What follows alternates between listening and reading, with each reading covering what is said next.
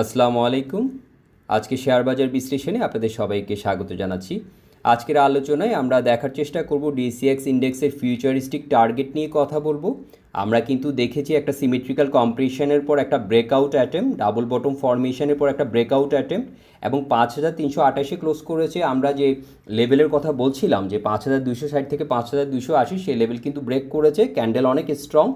RSI কিন্তু আমরা যদি তাকাই 60-তে রয়েছে, মোমেন্টাম কিন্তু ভালো, ভলিউম কনফার্মেশন রয়েছে। তো আজকে দেখার চেষ্টা করব এর পরে কোন লেভেলগুলো স্ট্রং রয়েছে। আমি কিন্তু অলরেডি বলেছি আগের সেশনগুলোতে 5300 থেকে 5360 এখন আমাদের জন্য একটা ইম্পর্টেন্ট লেভেল। এটা ভেঙে দাঁড়ালে পরে কোন কোন লেভেলগুলো আমাদের জন্য ইম্পর্টেন্ট হতে পারে সেটা আজকে বিস্তারিতভাবে দেখার চেষ্টা করব। পাশাপাশি আমরা কম্পারেটিভ সেক্টর স্ট্রেংথ নিয়ে কথা বলবো, স্মার্ট মানি ফ্লো, সেক্টর রোটেশন নিয়ে কথা বলবো, সিলেক্টিভ অ্যাক্টিভ স্টকের টেকনিক্যাল অ্যানালাইসিস, আমরা কিছু স্টকের টেকনিক্যাল বিষয়গুলো দেখব, কোথায় স্ট্রেংথ রয়েছে, কোথায় উইকনেস রয়েছে, লং টার্ম মার্কেট প্রজেকশন এবং গুরুত্বপূর্ণ সাপোর্ট ও রেজিস্ট্যান্স জোন নিয়ে কথা বলবো। সো খুবই ইনফর্মেটিভ হতে যাচ্ছে আজকের ভিডিওটি। সো ভিউয়ার্স, শুরু করা যাক আজকের মার্কেট অ্যানালাইসিস। নতুন সপ্তাহের প্রথম ট্রেডিং সেশনে কিন্তু মার্কেটে স্ট্রং বুলিশ পার্টিসিপেশন দেখা গেছে। আমরা দেখেছি মার্কেট ব্রেথ অবজার্ভ করলে আমরা দেখেছি আজকে অ্যাডভান্সিং শেয়ার সংখ্যা কিন্তু কম্পারেটিভলি অনেক বেশি ছিল। ইন্স্যুরেন্স, টেক্সটাইল, ইঞ্জিনিয়ারিং, ফুড সেক্টরে কম্পারেটিভলি স্ট্রঙ্গার অ্যাক্টিভিটি দেখা গেছে। সবচেয়ে গুরুত্বপূর্ণ বিষয় হলো মার্কেট এখন একটা গুরুত্বপূর্ণ টেকনিক্যাল ব্রেকআউট জোন টেস্ট করার চেষ্টা করছে। আর আজকে ট্রেড ভলিউম ছিল আমরা দেখেছি 678 কোটি টাকা, 215টা অ্যাডভান্সে ছিল, 113টা ডিক্লাইনে অবস্থান করেছে আর 59টা আনচেঞ্জড অবস্থায় ছিল আমরা দেখেছি। অর্থাৎ আজকের বুলিশ মুভ শুধুমাত্র ইন্ডেক্স ড্রিভেন না, বরং কম্পারেটিভলি ব্রডার মার্কেট পার্টিসিপেশন দেখা যাচ্ছে। ভিউয়ার্স, আমরা দেখতে পাচ্ছি এটা শর্ট টার্ম মার্কেট সেন্টিমেন্টের জন্য একটা পজিটিভ ইন্ডিকেশন। আর আজকের আপওয়ার্ড মুভমেন্টের সাথে কিন্তু আমরা ভলিউম কনফার্মেশন আমরা দেখেছি। ভলিউম সাপোর্ট ছাড়া ব্রেকআউট সাধারণত সাস্টেনেবল হয় না, আমরা জানি। মানে বায়ার্স এখন ধীরে ধীরে মার্কেটে কনফিডেন্স বিল্ড করার চেষ্টা করছে। এখন আমরা মার্কেটকে একটু ভিন্নভাবে অবজার্ভ করার চেষ্টা করব। আপনারা চার্টে দেখতে পাচ্ছেন মার্কেট বেশ কিছুদিন ধরে সিমেট্রিক্যাল কম্প্রেশন স্ট্রাকচারের মধ্যে মুভ করছিল। মানে ভোলাটিলিটি ধীরে ধীরে কম্প্রেস হয়ে এখন মার্কেট একটা বড় ডিরেকশনাল এক্সপানশন বিল্ড করার চেষ্টা করছে। আর বর্তমানে 5300 থেকে 5360 জোন মার্কেটের জন্য অত্যন্ত গুরুত্বপূর্ণ রেজিস্ট্যান্স এরিয়া হিসেবে কাজ করছে। যদি মার্কেট এই জোন ক্লিন ব্রেকআউট করতে পারে তাহলে comparatively stronger momentum continuation develop হতে পারে। আর আমরা এখানে একটা টার্গেট আমি আপনাদেরকে দেখানোর চেষ্টা করছি 6302, যেটা সিমেট্রিক্যাল কম্প্রেশন এবং এখানে ট্রেন্ড বেস ফিব এক্সটেনশনের মাধ্যমে কিন্তু আমরা এই টার্গেটটা পাচ্ছি। এবং আমরা যদি একটু ডিফারেন্টভাবে দেখার চেষ্টা করি, দেখেন জ্ঞান ফ্যানেরও একদম ইম্পর্টেন্ট যে 6302 লেভেলটা আমরা দেখতে পাচ্ছি, জ্ঞান ফ্যান অ্যানালাইসিস হিসাবে আমরা দেখতে পাচ্ছি। এবং আমরা পিচফর্ক টুলস দিয়েও যদি দেখি আমরা কিন্তু একটা ইম্পর্টেন্ট লেভেল হিসেবে 6302কে দেখতে পাচ্ছি। তো আমরা জানি যে মার্কেট তো সরাসরি শার্প মুভমেন্ট দেয় না, এটা কিছুটা বাড়বে, ইম্পালস মুভের পর একটা কারেক্টিভ মুভ হবে, এইভাবে করে করে আমরা হয়তো একটা সময় গিয়ে লেভেলটা আমাদের জন্য একটা ইম্পর্টেন্ট লেভেল হতে পারে। সো এটা অ্যানালাইসিসের পয়েন্ট অফ ভিউ থেকে আমি শেয়ার করে রাখলাম। পরবর্তীতে হয়তো আমরা আমাদের আলোচনায় এই লেভেল নিয়ে হয়তো সামনে কথা থাকবে। তো আমরা দেখলাম যে বিভিন্ন দৃষ্টিকোণ থেকে দেখলেও কিন্তু আমরা সেম কনফার্মেশনগুলো কিন্তু আমরা দেখতে পাচ্ছি। এই যে সাপোর্ট যেটা নিয়ে বলছিলাম 5200 সাপোর্ট নিয়ে বলছিলাম, আলহামদুলিল্লাহ সেটা আপাত দৃষ্টিতে আমরা যেটা দেখতে পাচ্ছি সেটা কিন্তু এটা কাজ করেছে। এবং ডাবল বটম ফর্মেশন এবং আজকের ক্যান্ডেলটা আমরা দেখেছি, দেখেন ক্যান্ডেলটা খুবই স্ট্রং। আমরা দেখেছি গ্রিন লাইন, একটা মারুবুজু ক্যান্ডেলের মতো আজকে আমরা দেখেছি এবং ভলিউম কনফার্মেশন ছিল। এবং আমরা যদি লাস্ট 3টা ক্যান্ডেল দেখি, 3টা ক্যান্ডেল কিন্তু আমাদেরকে আমরা প্রাইস ভলিউম ম্যাট্রিক্স হিসেবে আমরা কিন্তু স্ট্রংলি বুলিশ একটা সিচুয়েশন দেখতে পাচ্ছি। সো দেখা যাক এটা কন্টিনিউ করে কি না সেটা আমরা দেখি। এবং 5300 থেকে 5360 জোনটা আমাদেরকে অবজার্ভ করতে হবে। তো এখন যদি আমরা কম্পারেটিভ সেক্টর হেলথ অবজার্ভ করি, আমরা কিন্তু দেখতে পাচ্ছি মার্কেটে ক্লিয়ার সেক্টর ডাইভারজেন্স দেখা যাচ্ছে। আজকের সেশনে কম্পারেটিভলি স্ট্রংগেস্ট পারফরমেন্স দেখা যাচ্ছে ইন্স্যুরেন্স সেক্টর এবং টেক্সটাইল সেক্টরে। বিশেষ করে ইন্স্যুরেন্স সেক্টর বর্তমানে মার্কেটের তুলনায় অনেক বেশি রিলেটিভ স্ট্রেংথ দেখাচ্ছে, যেটা আমি আগের সেশনগুলোতে কথা বলেছিলাম। অন্যদিকে bank, financial institutions, pharmaceutical sector এখন কম্পারেটিভলি উইক অবস্থানে রয়েছে। আর ওভারঅল মার্কেট ফ্লো অবজার্ভ করলে মনে হচ্ছে স্মার্ট মানি এখন সিলেক্টিভ স্ট্রং সেক্টরের দিকে শিফট হওয়ার চেষ্টা করছে। আর বর্তমানে মার্কেট কিন্তু পুরোপুরি ইউফোরিক বুলিশ ফেজে নেই, মানে ইনভেস্টর্স এখনও অ্যাগ্রেসিভলি মার্কেট চেস করছে না, বরং কনফার্মেশন বেস সিলেক্টিভ পার্টিসিপেশন আমরা দেখতে পাচ্ছি। দীর্ঘদিনের কনসলিডেশন ফেজের কারণে ইনভেস্টর্স এখনও পুরোপুরি অ্যাগ্রেসিভ কিন্তু হয়নি, তবে ধীরে ধীরে কনফিডেন্স রিটার্ন করছে, সিলেক্টিভ অ্যাকুমুলেশন বাড়ছে, মোমেন্টাম পার্টিসিপেশন ইমপ্রুভ করছে, আমরা সেটা দেখতে পাচ্ছি।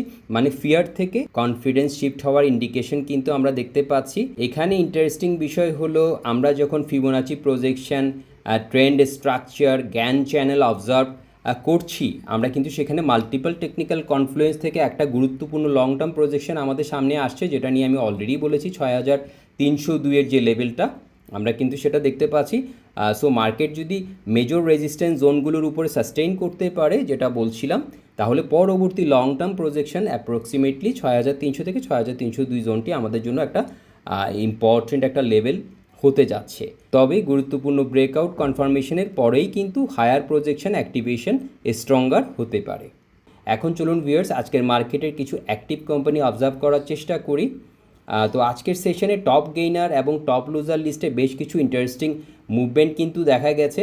আজকের অ্যাক্টিভ গেইনার তালিকায় আমরা দেখতে পাচ্ছি বিবিএস, তারপরে RD food, BD Thai food, Jamuna bank, city bank. অন্যদিকে আমরা যদি লুজার সাইডের দিকে তাকাই, আমরা কিন্তু সেখানে দেখতে পাচ্ছি প্যাকেট ব্যাংক গিজার, NCC bank, IFIC bank, AB bank, prime bank.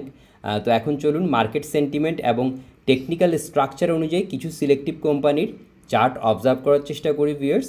তো শুরুতে বিবিএস বাংলাদেশ বিল্ডিং সিস্টেম দিয়ে শুরু করছি। দেখেন আপ ট্রেন্ড লাইন, এরপরে কিন্তু এটা একটা ওল্ড ট্রেন্ড লাইন, এটা নিউ ট্রেন্ড লাইন। আমরা দেখতে পাচ্ছি ট্রেন্ড আরও স্ট্রং হয়েছে এবং সিরিজ অফ হায়ার হাইজ এবং হায়ার লোস ফরমেশন এবং ভলিউম পার্টিসিপেশন সব কিছু মিলে আমরা দেখতে পাচ্ছি এখনও কিন্তু ইনট্যাক্ট রয়েছে। ইএমএ 50 এবং 20-র উপরে অবস্থান করছে এবং ইম্পর্টেন্ট যে লেভেলটা এখানে আমরা দেখতে পাচ্ছি নিচে 1170 লেভেলটা এখানে ইম্পর্টেন্ট, এবং উপরে একটা রিজেকশন পয়েন্ট আমরা দেখতে পাচ্ছি 1330 থেকে 1350 লেভেলটা এখানে একটা রিজেকশন নিয়ার টার্ম রেজিস্ট্যান্স হিসেবে আমরা এটাকে বলতে পারি। 1320 থেকে 1350 জোনটা যদি ভলিউম কন্টিনিউশন ঠিক থাকে তাহলে মোমেন্টাম এক্সপানশন আরও এক্সটেন্ড করতে পারে।